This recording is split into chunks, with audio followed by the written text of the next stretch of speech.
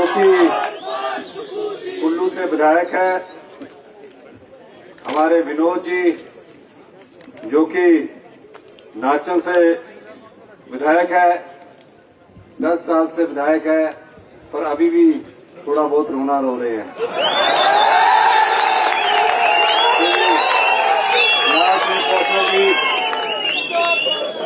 लाल सिंह कौशल जी जो कि हमारे चेयरमैन हैं, हमारे अनुसूचित जाति के, हमारे शशि शर्मा जी जो वाटर कमीशन के चेयरमैन हैं, हमारे संजीव गुलेरिया जी जो एपीएमसी के चेयरमैन हैं, हमारी जिला कांग्रेस कमेटी की अध्यक्षा चंपा ठाकुर जी, हमारे पूर्व में कांग्रेस के प्रत्याशी नरेश चौहान जी, श्री दीप शर्मा जी, केसरी लाल पूर्व प्रधान जी, उपेंद्र ठाकुर पूर्व अध्यक्ष जी, चमन उपमन्यु जी ब्राह्मण कल्याण बोर्ड के मेंबर जी, सिंधु राम जी, चिंताराम शास्त्री जी, चंद्र कौशल जी, प्रेमलाल गुड्डू जी सेवा दल वाले, किशोरी वालिया जी, प्रेम सिंह युवा, श्रीमती जागृति राणा, लेखराज वैद, रॉकी, गोलू, शशि, जगदीश नायक जी, केशव नायक जी मेरे सामने बैठे हैं, नानक चंद जी पूर्व प्रधान, उमा शर्मा जी ब्राह्मण कल्याण बोर्ड, नरोत्तम चौहान जी, भीम सिंह ठाकुर जी, प्रकाश चंद उप प्रधान, मंच पर विराजमान हमारे पूर्व में सीपीएस से हमारे साथी, 2 बड़े वरिष्ठ नेता में नाम भूल गया, सोनलाल ठाकुर जी, प्रकाश चौधरी जी, जगदीश रेड्डी जी, पवन ठाकुर जी, जीवन ठाकुर जी, बम्बर ठाकुर जी जो हमारे कांग्रेस के प्रत्याशी है, विजय कुमार जी इस लिस्ट में आगे से मैं देख लूं सबको, हमारे टेकचंद जी के बेटे संजय जी, हमारे सभी सम्मानित मंच पर बैठ के जिनका नाम मैं नहीं ले सका, सभी सम्मानित अतिथिगण, नाचन के सभी बुजुर्ग साहिबान, माताएं, बहनें, प्यारे साथियों, प्यारे बच्चों, आज से ठीक 38 महीने पहले आप सबके आशीर्वाद से प्रदेश में कांग्रेस की सरकार बनी। प्रदेश में जब कांग्रेस की सरकार बनी तो पहली बार एक आम परिवार से निकले व्यक्ति को प्रदेश के मुख्यमंत्री के पद के रूप में शपथ दिलाई गई। जब मैं शपथ ले रहा था रिज के ऐतिहासिक मैदान से, तो मेरे मन में आम परिवार का दर्द था, गरीब के प्रति एक भावना थी, किसान के प्रति एक संदेश था। मैंने इन सब चीजों को सोचा और कहा, जो प्रदेश की जो संपदा है, प्रदेश की आय कहां से होगी, प्रदेश किस दिशा में आगे जाना चाहिए, इस दृष्टिकोण से मेरी पहली बैठक अधिकारियों के साथ होती है। अधिकारियों के साथ जब बैठक होती है तो पता लगता है पिछली जो बीजेपी की सरकार थी, जिसमें जयराम ठाकुर जी पूर्व मुख्यमंत्री थे, हमने जब हिसाब किताब का लेखा जोखा लिया तो इस प्रदेश पर 76,780 करोड़ रुपए का कर्ज था और 6th पे कमीशन सरकारी कर्मचारी अधिकारियों को दे दिया गया, जो कि उनका हक बनता था। लेकिन एरियर के रूप में 10,000 करोड़ की लायबिलिटी प्रदेश पर छोड़ दी गई। मैंने जब अधिकारियों से बात की कि हमें सरकार चलानी है, हमें सरकार चलाने के लिए क्या क्या करना है, उन्होंने कहा कि सरकार चलाने में बहुत बड़ी आर्थिक तंगी आने वाली है। मैंने कहा कि अभी तो हमें मुख्यमंत्री बने हुए 1 महीना भी नहीं हुआ, किस प्रकार की तंगी आने वाली है, इसका लेखा जोखा आप मुझे प्रस्तुत करिए। उन्होंने कहा कि पिछली जो भारतीय जनता पार्टी की सरकार थी, उन्होंने बिना सोचे समझे 5,000 करोड़ रुपया जो जनता का पैसा था और चुनाव जीतने के लिए बांट दिया। किस प्रकार बांटा? चुनावों से 6 महीने पहले इतनी घोषणाएं कर दी और कहा जिसको जो संस्थान चाहिए वहीं खोल देना चाहिए। विनोद जी कह रहे थे मैंने ये संस्थान खोला, किस समय खोला आपने? 5 साल के खत्म होने के 6 महीने पहले संस्थानों की घोषणा की गई, 1 साल पहले की गई। संस्थान तो खोलना, नोटिफिकेशन करना मेरे पास कोई बड़ी बात नहीं है। लाल सिंह जी कह रहे थे इसको भी आप कर दीजिए, मैंने कहा लाल सिंह जी घोषणा करने में कोई दिक्कत नहीं है। विनोद जी भी बता रहे थे, घोषणा कर रहे थे कि मैंने ये खोल दिया, मैंने ये खोल दिया। आप 10 साल से विधायक थे, आपका खोलने का दायित्व बनता था। आप 10 साल से विधायक होने के बाद अगर आप अपने 6ठे साल में ही खोल देते दूसरे टर्म में तो वो डीनोटिफाई नहीं होते।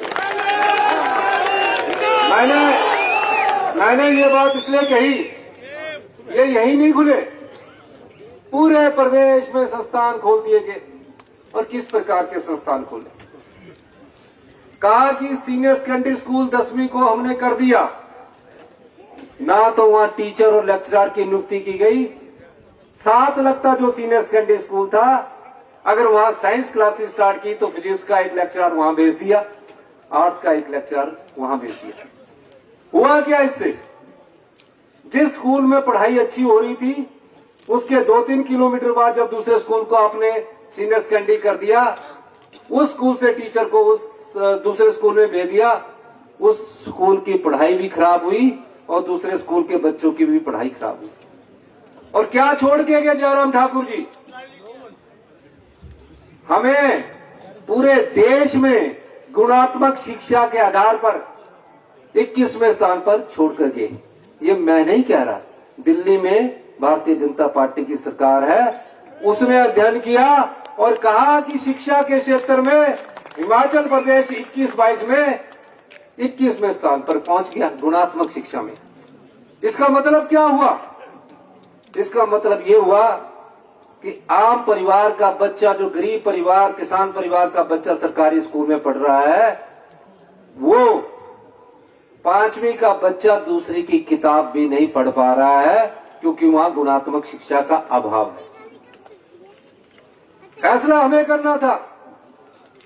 भारतीय जनता पार्टी के विधायक दल के नेता विधानसभा में हल्ला कर रहे थे, मैंने फैसला किया।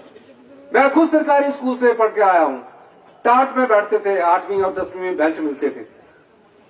मैंने कहा सर उस समय सरकारी स्कूलों में पढ़ाई भी अच्छी होती थी, हमारे जो टीचर सरकारी स्कूल में पढ़ाने वाले वो अच्छे हैं, क्यों इतनी गिरावट आई? कहा कि ये 900 स्कूल खोले हैं, प्राइमरी खोले हैं, मिडिल खोले हैं, हाई खोले हैं, सीनियर सेकेंडरी खोले हैं, साइंस की क्लासेस स्टार्ट की है, आर्ट्स की क्लासेस स्टार्ट की है। तो मैंने पूछा कि टीचर कहाँ कब भर्ती की गई? तो पता लगा पिछले साल 5 सालों में टीचरों की भर्ती ही नहीं की गई। और देखिए ये सब आपको धोखा दे रहे थे। हमने कहा कि हम उन स्कूलों को नहीं खोलेंगे जब तक टीचरों की भर्ती नहीं हो जाएगी। 1 साल पूरी मेहनत हमने की, 1 साल पूरी मेहनत हमने की। और मैं आपको बताना चाहता हूं, उसी केंद्र की भारतीय जनता पार्टी सरकार ने हमारे 3 साल के प्रयास के बाद, जिसकी 38 महीने की सरकार है, उसी क्वालिटी गुणात्मक शिक्षा में सरकारी स्कूलों में पढ़ने वालों को 5वें स्थान पर लाकर दे दिया। ये मैं नहीं कह रहा, केंद्र की भारतीय जनता पार्टी की सरकार कह रही है। ये व्यवस्था परिवर्तन है। जहां लोग मांग नहीं करते, जहां किसान मांग नहीं करते, आम परिवार मांग नहीं करता, लेकिन उसके दर्द को समझकर हम उसमें मरहम लगाते हैं, उनकी पीड़ा को समझते हैं, इसी को व्यवस्था परिवर्तन कहते हैं। फिर क्या हुआ? फिर हमने देखा हमारे बच्चे भी सीबीएसई का सिलेबस पढ़ना चाहते हैं, हमारे बच्चे क्यों पीछे रह जाएं? मैंने एक फैसला किया कि 150 स्कूल प्रथम चरण में सीबीएसई स्कूल घोषित किए जाएंगे। उनमें सबसे पहले क्या करने जा रहा हूं अगले एकेडमिक सेशन से 2 महीने के भीतर आप देखेंगे, जिसमें लाल सिंह कौशल जी ने 3 स्कूलों के बारे में मुझे बोला है। उन तीनों स्कूलों को मैं सीबीएसई करने की भी घोषणा करता हूं।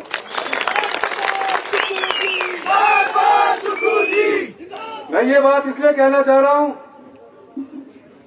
उसमें हम प्री नर्सरी से लेकर +2 तक, प्री नर्सरी से लेकर +2 तक सभी टीचर उपलब्ध होंगे। नर्सरी स्कूल के टीचर भी होंगे, एक भी टीचर एब्सेंट नहीं होगा। कोई भी पंचायत से उठकर ये नहीं कहेगा कि हमें साइंस का टीचर दे दीजिए, हमारे यहाँ इंग्लिश का टीचर नहीं है, हमारे यहाँ मैथ का टीचर नहीं है। 3 महीने के अंदर राज्य चयन आयोग से 3000 भर्तियां सीबीएसई स्कूल की होने जा रही है। ये हम करेंगे। अंदाजा लगाइए,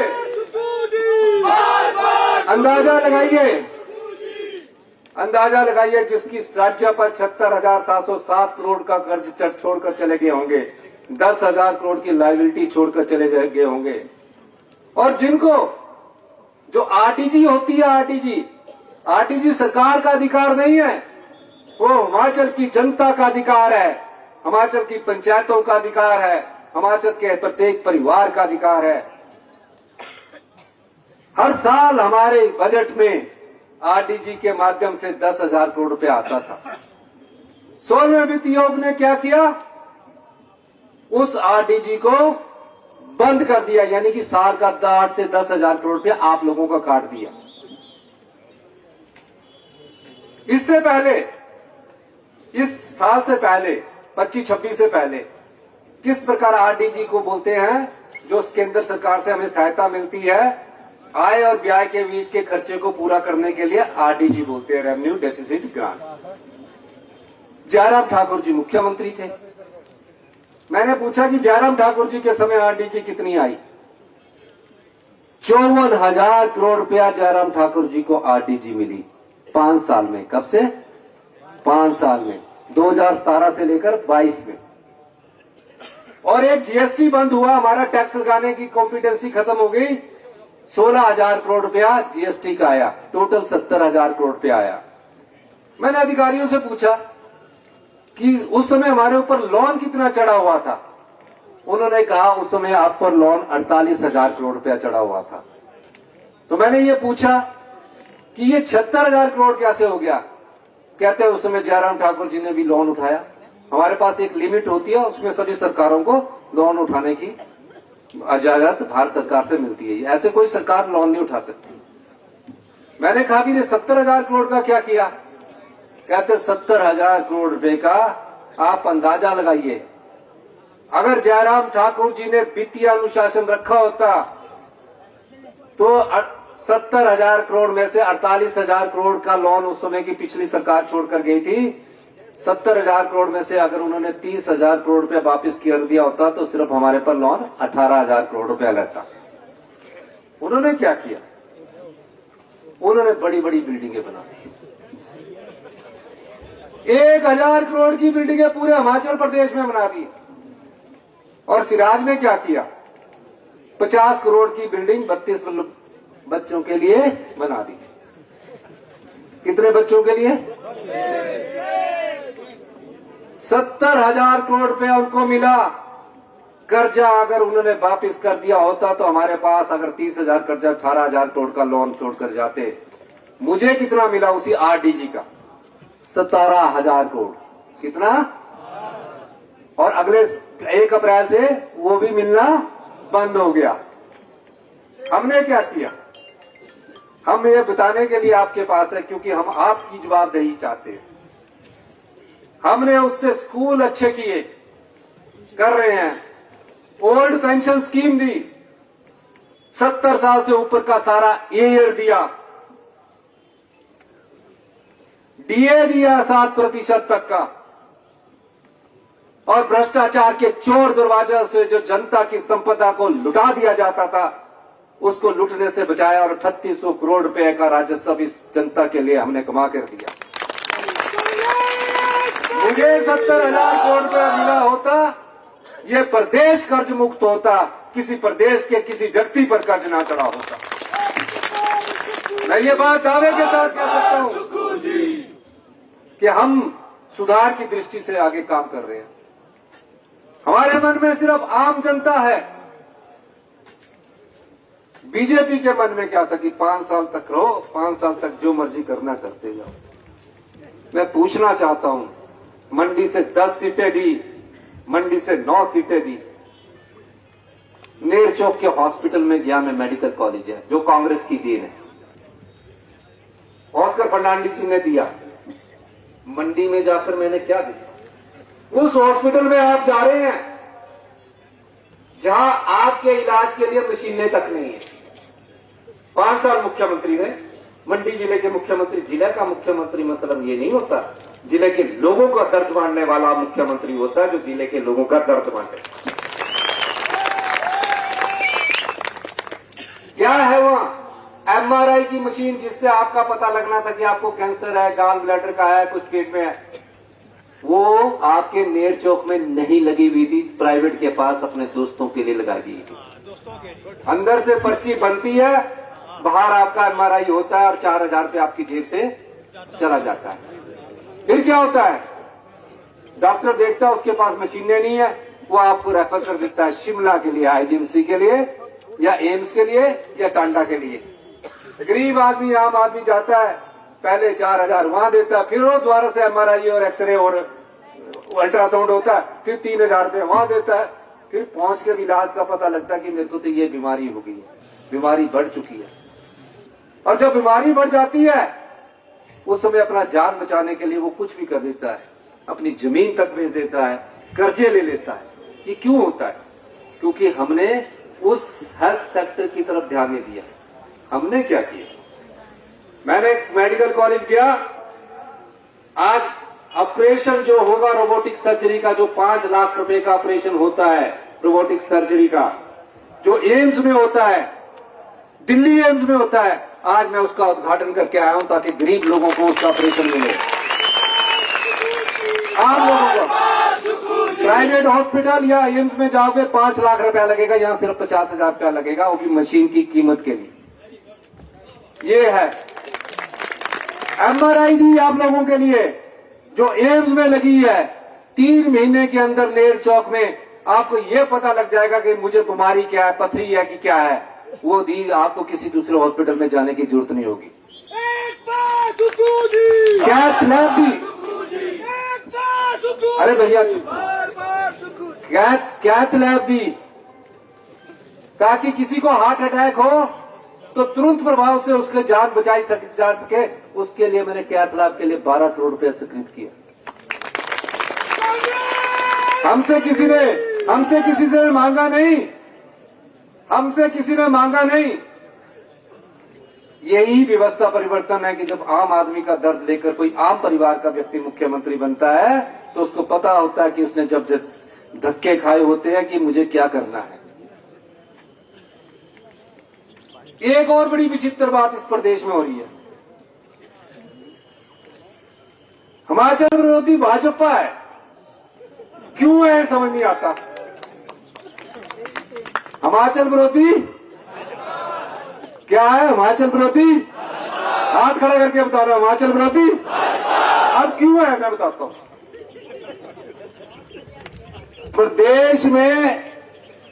प्रदेश में आपदा आई 23-24 में, कुल्लू पूरा बह गया। 23,000 घर या तो आंशिक रूप से टूट गए या पूर्णतया क्षतिग्रस्त हो गए। 23,000 घर पूरे प्रदेश में। मैं हर जगह,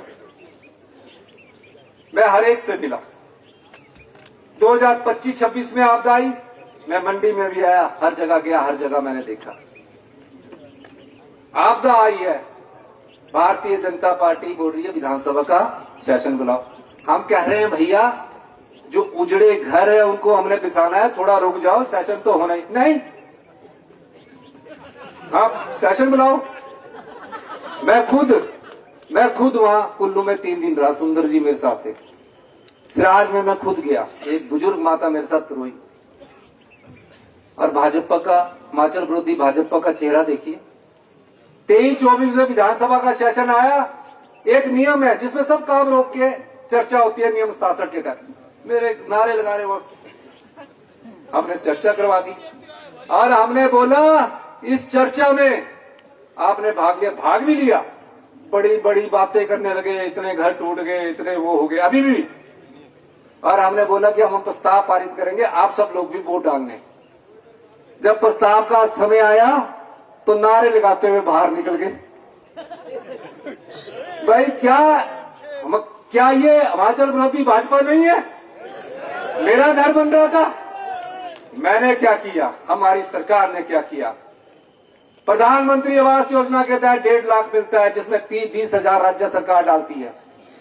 मैंने अधिकारियों की बैठक ली, कहा जी 1.5 लाख रुपया दे सकते हैं, 23,000 आंशिक रूप से घर टूट गए। मैंने बोला 1.5 लाख में क्या बनेगा, घर भी नहीं बनता है, कानून है, नियम है। मैंने कहा मैं आम परिवार का दर्द जानता हूं, बड़ी मुश्किल से हिमाचल प्रदेश में आम किसान परिवार के पास एक घर बनता है और आपदा में रातों रात वो बह जाए, पीने के पानी का गिलास ना बचे, बच्चों के स्कूल की किताबें ना बचे। पहले तो वो अपने घर के बारे में सोचता, फिर सोचता कि मेरा घर बनेगा कैसे। मैं 1.5 लाख रुपया देके उसके साथ मजाक करूंगा।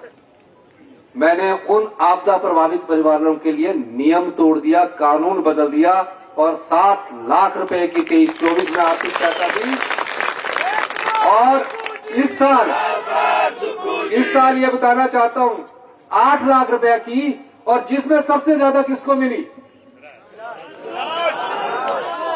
एक भी बात धन्यवाद नहीं किया, उसमें भी आपदा में भाग गए।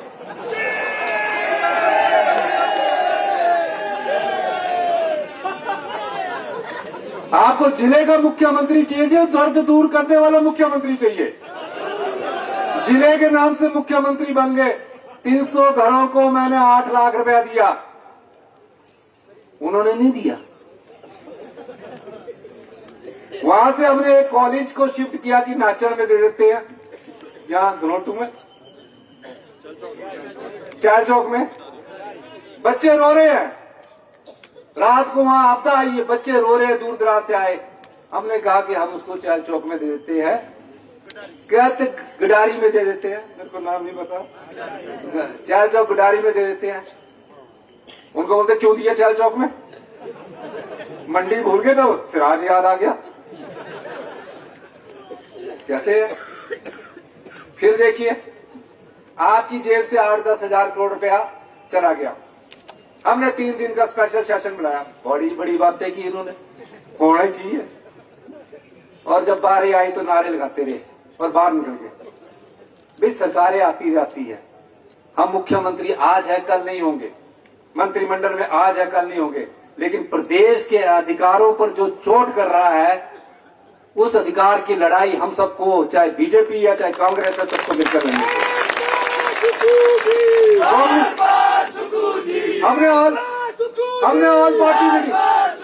हमने ऑल पार्टी मीटिंग बुलाई।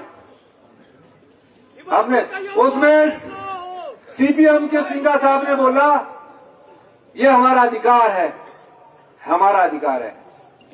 और ये लोग आए, फटाफट इन्होंने ड्रामा किया और खिसक गए। आप मुझे बताओ, हिमाचल विरोधी भाजपा है कि नहीं है? जोर से चीख के बताओ।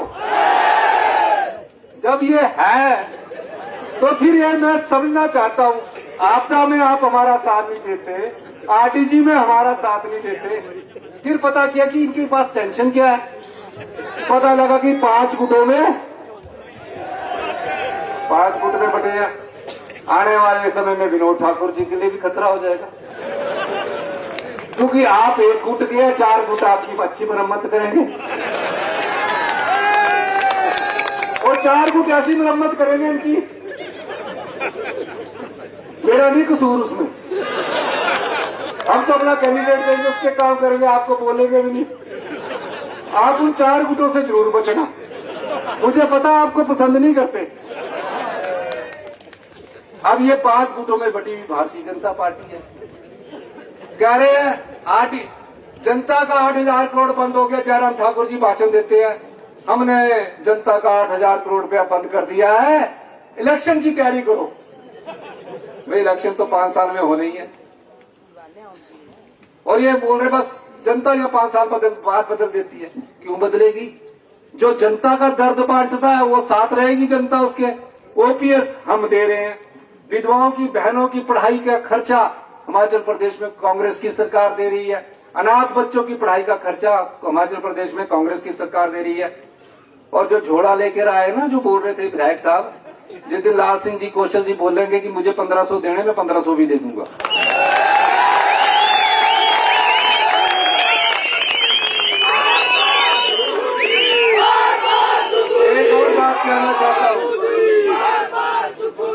एक और बात कहना चाहता हूं, हम जनता की सेवा के लिए आए हैं। अभी जनता की अभी मैंने 2-3 बार और आना ना, हमने जनता की सेवा के लिए आए हैं। मैं आपको एक बात कहना चाहता हूं, ये प्रदेश की अपनी एक ताकत है। इस प्रदेश को कभी किसी से मांगने की जरूरत नहीं, अगर हमारे अधिकार दे दिए जाए। और अधिकार क्या है? उत्तर भारत में कहीं से भी 5 नदियां नहीं निकलती, सिर्फ हिमाचल प्रदेश से 5 नदियां निकलती हैं। हम नॉर्थ इंडिया के वाटर बॉल है, जो पंजाब आज अनाज के मामले में पूरे देश में नंबर 1 है, वो किन नदियों से है? हिमाचल प्रदेश की नदियों से है। इन नदियों से जो बिजली पैदा हुई है 14,000 मेगावाट, क्योंकि वो कच्चा माल जो है वो पानी है, उस कच्चे माल से जो पैदा हुआ फिनिश गुड वो बिजली है। उससे बड़ी बड़ी कंपनियां तो 100 रुपए में से 12 रुपए हमको दे रही है, पर जब 12% हमें रॉयल्टी के रूप में दे रही है, जब वो फ्री हो जाता है तो 100 रुपए में से 80 रुपए कमा रही है। मैंने दिल्ली में कहा कि उस 100 में से 50 रुपए हमारे कच्चे माल का होना चाहिए, जो हम पानी को बचा कर रखते हैं, हमें वो दे दीजिए, कोई जरूरत नहीं है। कहते हैं कि ओपीएस बंद कर दीजिए। क्या कहते हैं? ओपीएस बंद कर दीजिए। और जिस दिन बीजेपी आएगी, ओपीएस पहले ही बंद रोक ही नहीं पाएंगे, क्योंकि इनके जो हिमाचल बीजेपी है वो बोल ही नहीं पाती। अभी आपदा के चक्कर में नहीं जा सकी, आरडी के चक्कर में। मैंने कहा, सुना आपने कि जयराम जी हम आपके नेतृत्व में चलने को तैयार है, मैं तो अपनी मुख्यमंत्री का प्रोटोकॉल छोड़कर भी चलने को तैयार है। नहीं जाते, हिम्मत नहीं है। और जिन नेताओं में हिमाचल की हिम्मत नहीं है, उसको भी सबक आपने सिखाना है। मैं ये बात आज आपके साथ कह सकता हूं, आपके साथ कह सकता हूं, ना तो ओल्ड पेंशन स्कीम कभी बंद होगी, क्योंकि मैं भी कर्मचारी का बेटा हूं। किसी की भी ओल्ड पेंशन स्कीम हमारी किसी कर्मचारियों को लुभाने के लिए नहीं थी। अगर आप समझते हैं कि ओल्ड पेंशन स्कीम हमने राजनीतिक लाभ के लिए दी, तो मैं पहली कैबिनेट में ना करता, अभी 4 साल चुनाव के लिए थे, 2027 में करता। लेकिन वो संवेदनशीलता के लिए थी। जिसको ओल्ड पेंशन स्कीम मिलती है, अगर उसके परिवार में कोई लड़का रोजगार नहीं होता, उसके बुढ़ापे का सहारा भी बनती है, और दोते पोतों को पालने का सहारा भी ये ओल्ड पेंशन स्कीम बनती है। हम धीरे धीरे उन सरकारी कर्मचारियों का एरियर भी देंगे। कोई पेंशन किसी की बंद नहीं होने देंगे, चाहे जितनी बड़ी मुसीबत क्यों नहीं आ जाए। हम हर चुनौती का सामना करेंगे, और हम हर चुनौती का सामना लड़ाई समझकर नहीं करेंगे, युद्ध की तरह करेंगे, और हिमाचल प्रदेश को आत्मनिर्भर बनाएंगे। क्या कोई कभी सोच सकता था? जो गाय पालक है कि दूध 32 रुपए लीटर हिम मिल्क फेडरेशन लेता था, हमने कितना किया? 51 रुपए किया।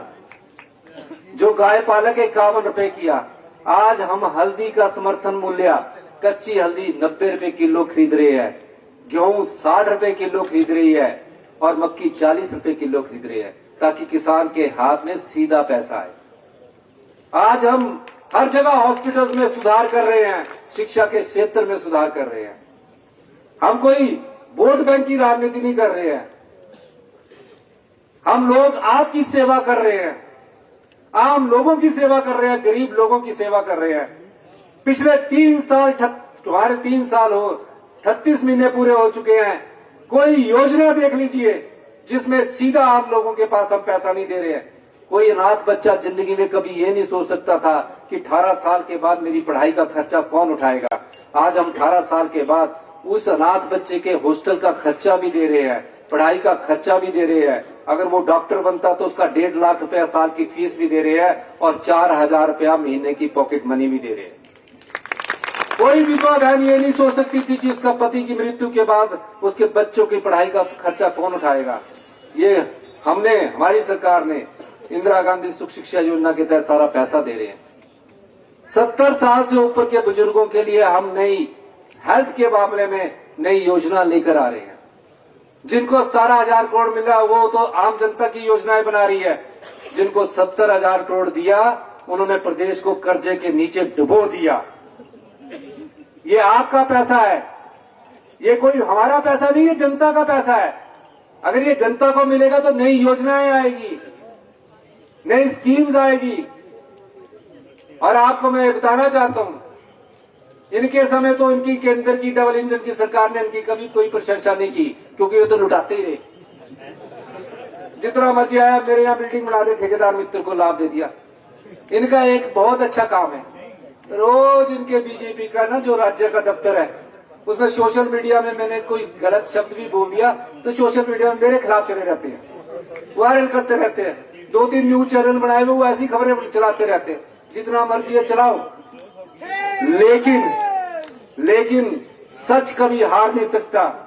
झूठ बार बार सच से टकराता है, झूठ किसी ना किसी रूप से सच से लड़ने के लिए आता है। अंत में जीत सच की होती है। और मैं ये भी कहना चाहता हूं, जो लाल सिंह कौशल जी ने बोला है और नरेश जी भी है, जो भी इन्होंने बोला है उन सब मांगों को पूरा किया जाएगा। और एक बात और कहना चाहता हूं, एक बात और कहना चाहता हूं, यहाँ डे बोर्डिंग स्कूल जो बोला उसको भी खोल दिया जाएगा। अगर उसका जगह उपलब्ध छात्र में अगर उसकी जगह उपलब्ध होगी तो उसको भी खोल दिया जाएगा। शिक्षा के क्षेत्र में और सरकारी स्कूलों में पढ़ने वाले बच्चे जो है थोड़ा इंतजार करना पड़ेगा, क्योंकि 40 साल से एक बिगड़ी व्यवस्था चली हुई है, सुधार में टाइम लगेगा। लेकिन 1-2 सालों में सरकारी स्कूलों में एडमिशन के लिए भी आपको सिफारिश लगानी पड़ेगी। ऐसी शिक्षा व्यवस्था प्रणाली को हम मजबूत कर रहे हैं। इसीलिए मैं बार बार कहता हूं 2027 में आत्मनिर्भर बनेंगे। लेकिन भारतीय जनता पार्टी के लोग आरडीजी बंद करवा के बहुत खुश हो रहे हैं कि इनको नहीं बनने देना। हमने थोड़ी बनना है, वो तो आम जनता और प्रदेश ने आत्मनिर्भर बनना है। और 2032 में नीतिगत बदलाव करके जनता की संपदा को ना तो लूटने देंगे, उस संपदा को बचाकर 2032 में हिंदुस्तान का सबसे समृद्धशाली और अमीर राज्य कोई कीना जाएगा, वो हिमाचल प्रदेश होगा।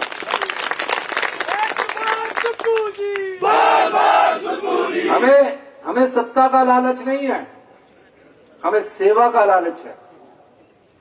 हम सत्ता में सत्ता सुख के लिए नहीं आए हैं, हम व्यवस्था परिवर्तन के लिए आए हैं। यही व्यवस्था परिवर्तन होता है कि हम जनता की आवाज बनकर जनता के दर्द सुनकर उसको दूर करें। जो महिला मंडल वाले आए हैं, जिसके लिए बोल रहे थे कि मैंने 50,000 रुपया दिया है, 50,000 भी हमने ही दिलाया है आपके एमएलए फंड से, वो हमारे फंड से दिया है। और मैं चाहूंगा कि जब अगली किस्त आए तो उसमें 1 लाख रुपया आप उसमें से दे दीजिए, मैं तभी किस्त रिलीज करूंगा। लेकिन फिर भी मैं कहना चाहता हूं,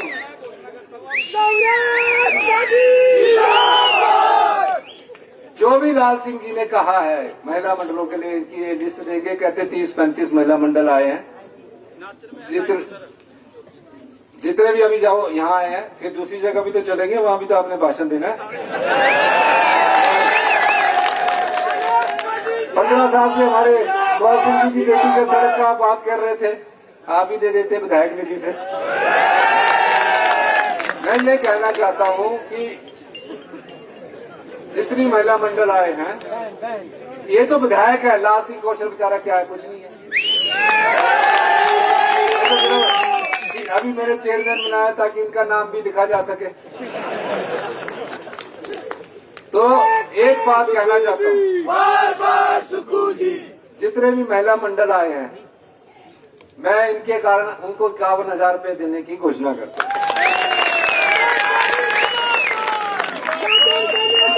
और ये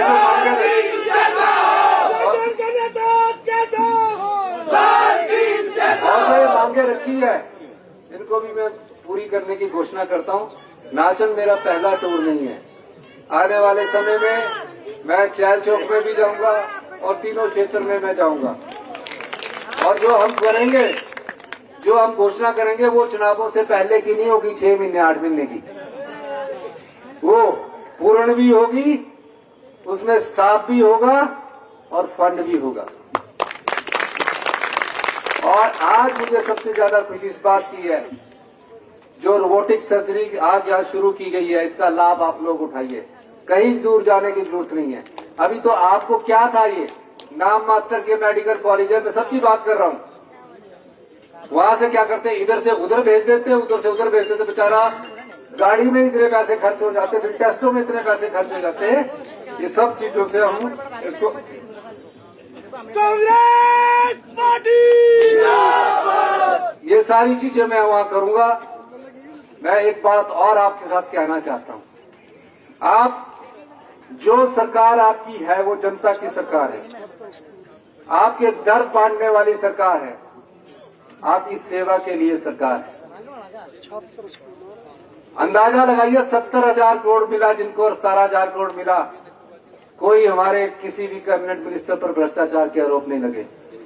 जितने भी भ्रष्टाचार में सम्मिलित लोग होंगे जेल की सलाखों के पीछे जाएंगे, क्योंकि उन्होंने जनता की संपदा को लूटा है। और मैं ये भी कहना चाहता हूं, उनकी हमने सूची तैयार की है, आने वाले समय में उनके खिलाफ सख्त से सख्त एक्शन किया जाएगा, ये मैं कहना चाहता हूं। चिट्टे में जो भी सम्मिलित कर्मचारी पुलिस के थे, 11 को हमने बर्खास्त कर दिया है। आने वाले समय में जिसने हमारे युवा बच्चों के नसों में चिट्टा को शामिल किया और सरकारी कर्मचारी है, अगले 2 महीने में आप उनके खिलाफ कड़े से कड़ा एक्शन देखेंगे, ये मैं आपको कहना चाहता हूं। हम अपनी युवा पीढ़ी को, जो भी इसको नशा करवाने में सम्मिलित लोग पाए जाएंगे, उनके खिलाफ सख्त से सख्त कार्रवाई की जाएगी। और जो नशे के द्वारा कमाई की संपत्ति है, चाहे उसका घर क्यों ना हो, और वो चिट्टे में शामिल होगा, उसको भी हम तोड़ देंगे, ये मैं आपको वादा करके जाना चाहता हूं। इन्हीं शब्दों के साथ मैं ये कहते हुए कि आप काफी देर से वोटिंग करती है,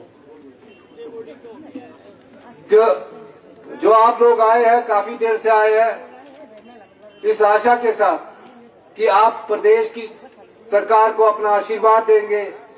इस उम्मीद के साथ हम अपने काम कथनी में विश्वास करते हैं और हमारी काम करने का तरीका आम लोगों की सेवा है। यही मैं कहना चाहता हूं। ये आपने मेरी बात सुनी, आपका बहुत बहुत धन्यवाद। जय हिंद, जय हिमाचल। धन्यवाद महोदय, जोरदार तालियां।